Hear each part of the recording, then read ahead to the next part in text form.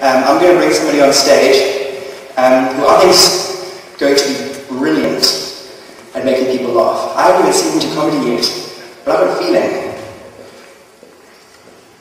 I want to please put a big warm welcome for his debut performance by Elario.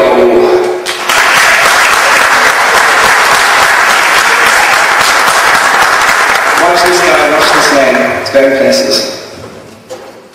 Thanks God. If the leg room in front of you, guys, the leg room. You guys will pay 20 for 2 tickets. I'm going to jump back into this, and I'm going to ask, do we have any parents here tonight? Do you guys, any people that are parents in the back? You guys parents, everyone are parents? Do you guys still hit your children? I remember when I was younger, I got hidings.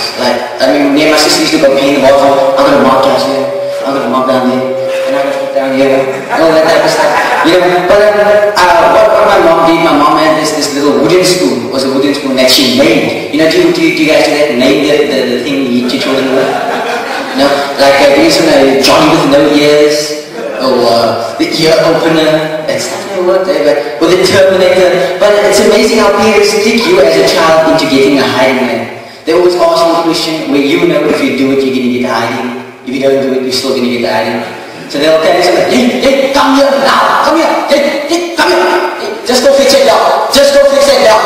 And then you stand there like, because if you get the belt, you're going to get a hiding.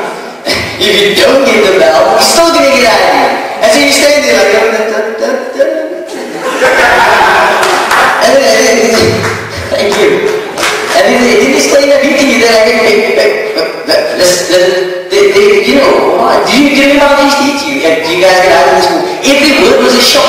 It was like we were playing Mario Brothers with you. Why don't you listen? That was getting weird.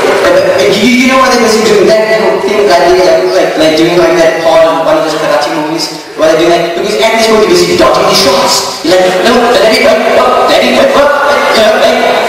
he's not cranking in the house. Doing all that stuff, staying in the jumping on the outside, cool in the game. That's the way I like it. And you always at the end of arguing, you're standing in the corner of the room, don't you? Your eyes are red, snot running from your nose into your mouth. But what parents do next is amazing. They switch characters. They are now your counselors. They are now your psychiatrists. They're like your doctor for them. They start asking you questions that make no sense whatsoever. They walk towards you like, who do you think you are? Who do you think you are? Oh, they did the famous one. You were seeing the one. And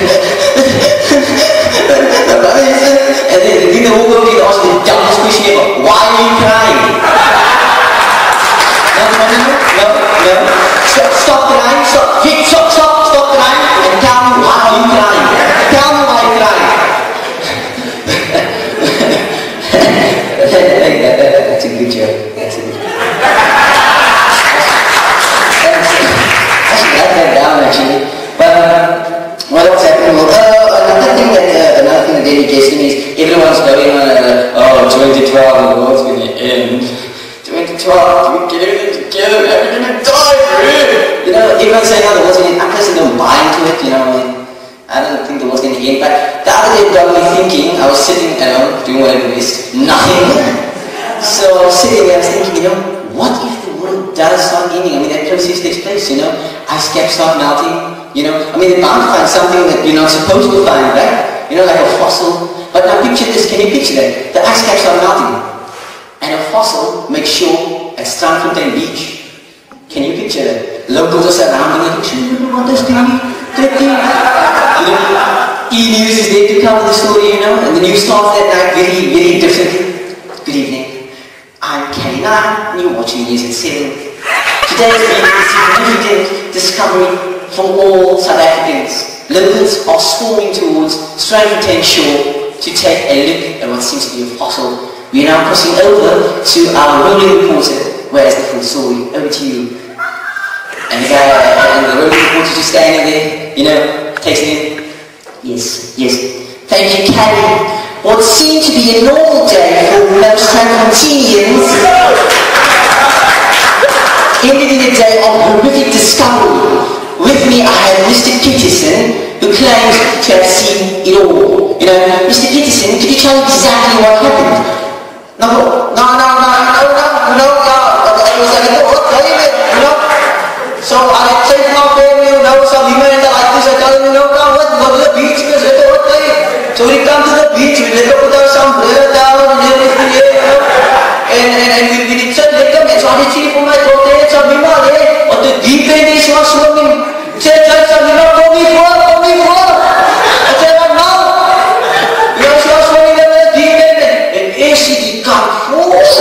We did see a big white thing there, what the heck is. You know, man, but was so good. Thanks, Mr. Peterson. On some cozy Indians, like tradition.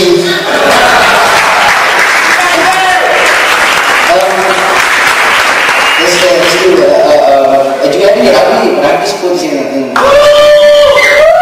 know one of us is in the back, one of Western Province, one of our Samson guys. I'm a big Shark supporter, don't shoot me. But my team won. So I like rugby, but I'm more of a cricket guy. So I like cricket, it's a gentleman's game. It's good. It's old English, But I don't know, there's just something about rugby, guys. I can't put my finger on it. 15 guys who build muscle together. 15 guys who shower together. 15 guys who catch one another during the rugby. If you don't catch the drift, then tell me. So, I'm going to end with a little bit of a story, a little bit of a joke. So, not that I've been doing jokes on that. So, I will tell you guys a little bit about myself, and where I grew up and everything. As you guys know, my name is Elario-MUIZENBERG. Yes, not the number, note. So, my name is Elario-MUIZENBERG. I'm about 17 years old, roughly. And in my 17 years on this earth, I've been through a lot of ups and a lot of downs and some more downs. Growing up, I lived with my grandparents for a little while. I grew up in a little place called here. And I started thinking, hey, this is a funny play now, But let me explain. See, my mom is slightly lighter and my daddy is a bit darker. So I'm more what you call a pavement special. Or a braki if you want. But I'm mixed breed. I'm not the real thing. I'm not the pure weed. So, growing up in Mitchell's Plain, I became accustomed to it. That sounds nice, accustomed. Sounds like it should be done in a bit of a British accent. Growing up in the southern suburbs, became accustomed to the wild diversity of lifestyles, mate. Anyway, growing up in Lincoln here, I became used to a different type of lifestyle, a lifestyle where your neighbors ended up using more of your milk than you actually did. People walk up.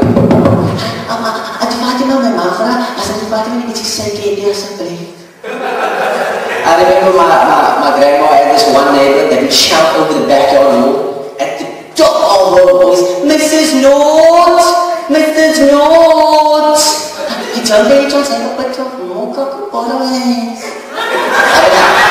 don't know how you bottle milk, don't you? Drank it, it's up! Now I have to say another 6 years for one carton of milk.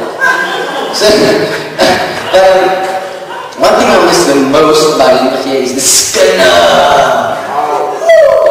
I love this skinner. Actually, any person of color likes skinner.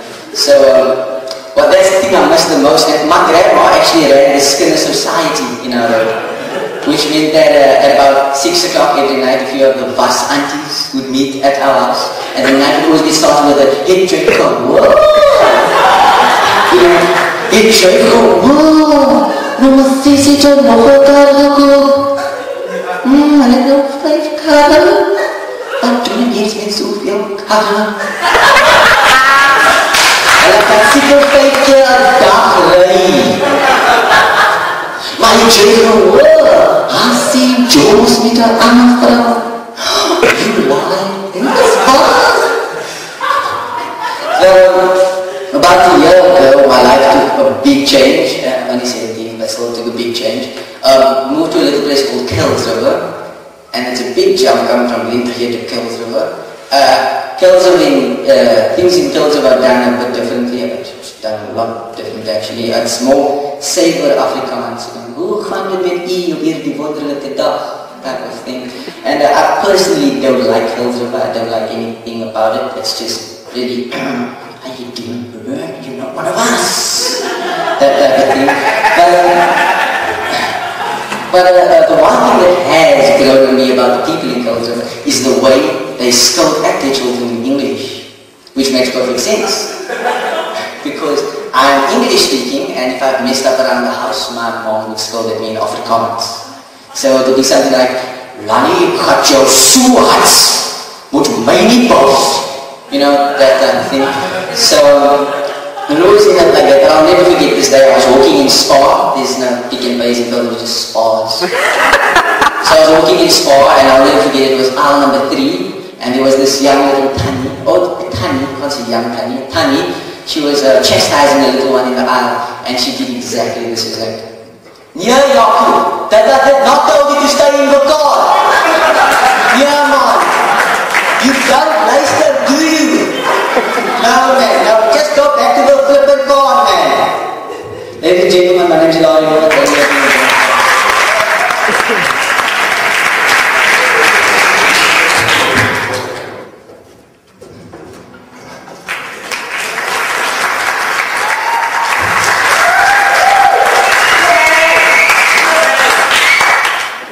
Now you guys see what I'm saying. Never seen the guy perform before. Must be right on something.